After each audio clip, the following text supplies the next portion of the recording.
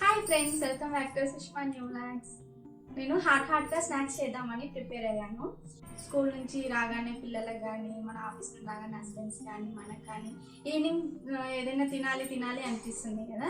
ఇప్పుడు అలానే అనిపించి నేను కూడా పాలకూర పకోడీ చేద్దామని ప్రిపేర్ అయ్యాను. ఆనియన్తో పాటు పాలకూర కూడా వేసి పకోడీ లాంటివి చేయబోతున్నాను. కావాల్సిన ఐటమ్స్ చూపిస్తాను. నేను ఒక పాలకూర కట్ట తీసుకున్నాను అండ్ ఒక ఆనియన్ ఇలాంటిది ఆల్రెడీ కట్ చేసి పెట్టుకున్నాను. కారం, ఉప్పు, వామ, వంట సోడా అండ్ ధనియా పౌడర్. శనగపిండి నేను ఇది ప్యాకెట్ తీసుకున్నాను, బేసన్ అనమాట.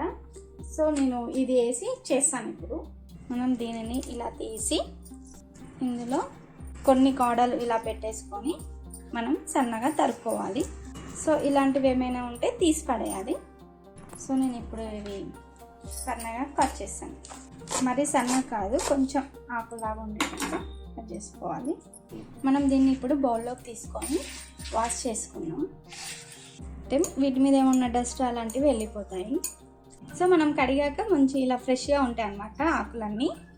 సో ఇప్పుడు మనం దీన్ని పక్కన పెట్టేసుకొని ముందుగా కట్ చేసి పెట్టుకున్నా కదా ఆనియన్, అది నేను ఈ బౌల్లో వేసుకుంటున్నాను.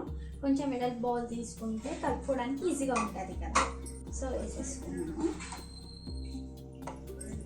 ఇది వేసుకున్న తర్వాత మనం ఫస్ట్ కొంచెం ఇట్లా బాగా కలపాలన్నమాట. సో ఇప్పుడు ఇది కలుపుకున్న తర్వాత సో మనం ఆల్రెడీ పాలకూర కట్ చేసుకున్నాం కదా, ఇందులో ఉన్న వాటర్ అండ్ ఆనియన్ నుంచి వచ్చే వాటర్ సరిపోతాయి మనకి. ఇది బాగా కలుపుకోవాలి. అంటే శనగపిండి తీసుకున్నాను ఇందాక చూపించిన కదా, దాన్ని ఈ టీ గ్లాస్తో కొలత తీసుకున్నాను. ఈ కప్ నిండా అయిపోయింది. ఇప్పుడు నేను దీన్ని వేసేస్తాను. వేసుకున్న తర్వాత ఒకసారి బాగా మిక్స్ చేసుకుందాము.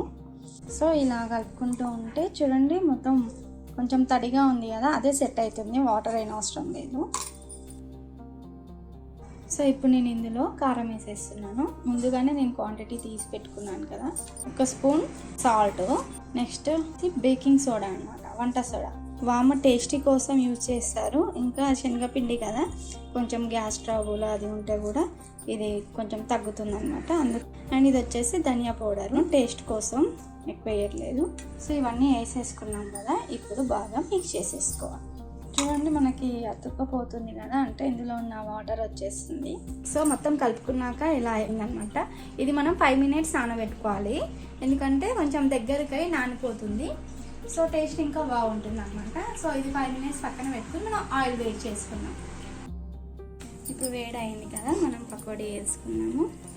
మళ్ళీ ఒకసారి బాగా మిక్స్ చేసేసుకోవాలి. మిక్స్ చేసేసుకొని సో నేనైతే వేస్తున్నాను.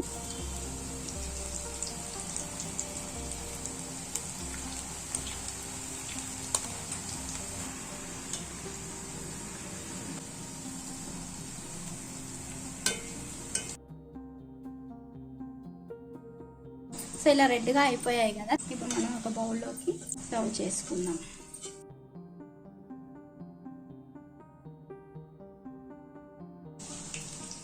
రెండు ట్రిప్లలో వేసేసాను.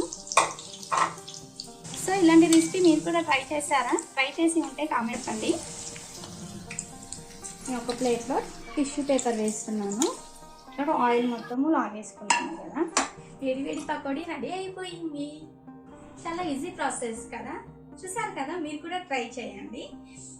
స్మెల్ అయితే బాగా అదిరిపోతుంది. మొత్తం ఆకు కూడా మొత్తం కాలింది, ఉడికిపోయింది, చాలా బాగుంది. నా పకోడీ కనుక మీకు నచ్చినట్లయితే లైక్ చేసి, షేర్ చేసి, కామెంట్ చేయండి. పక్కనే ఉన్న బెల్ ఐకాన్ని క్లిక్ చేయండి.